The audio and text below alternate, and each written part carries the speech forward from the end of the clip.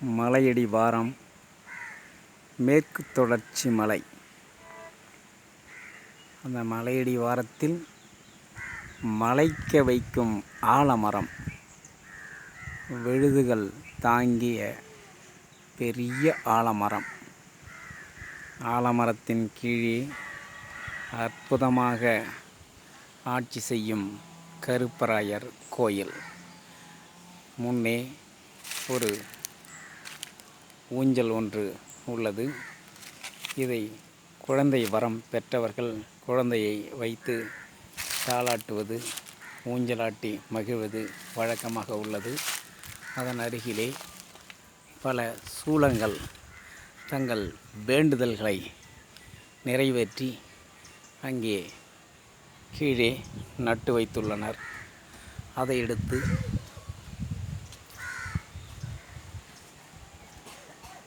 ஆணிகளால் அமைந்த செருப்பு ஆணிகள் உடைய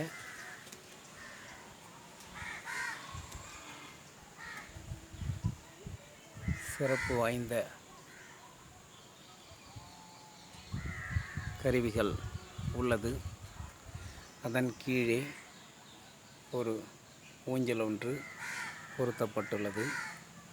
அந்த ஆலமரத்தை தாங்கி விழுதுகள் மிக அழகாக உள்ளது.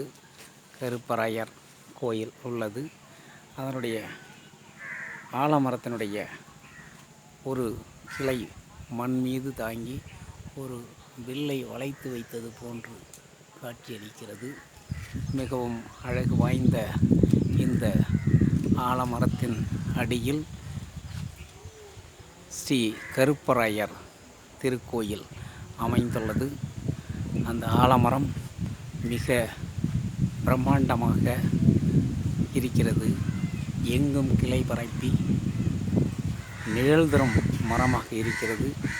அதன் அருகிலே குதிரை மீது அமர்ந்து சந்தன கருப்பன் அருளாசி பெற்று நமக்கு வரம் அருளிக் கொண்டிருக்கின்றார் சந்தன கருப்பன்.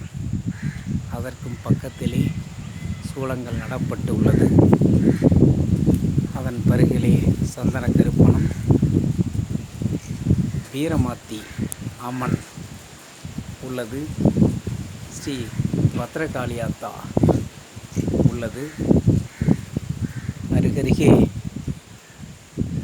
பெரிய ஒரு கிணறு ஒன்று உள்ளது. பழைய காலத்தில் அது மிகப்பெரிய ஒரு குளமாக இருந்திருக்கிறது. பக்கத்திலே குதிரையின் மீது வீரன் அமர்ந்து மக்களை காத்து வருகின்றார். இப்படிப்பட்ட பிரம்மாண்டமான மரத்தை ஒரு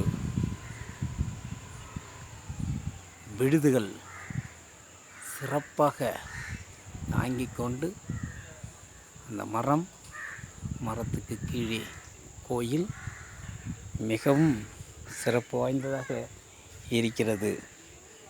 பார்க்க பார்க்க பரவசத்தை தூண்டும் இந்த கோயிலுக்கு வருவோர் மன நிம்மதி பெற்று செல்வார்கள். நீங்களும் பாருங்கள், இறைவனை வணங்குங்கள், மன நிம்மதி பெறுங்கள்.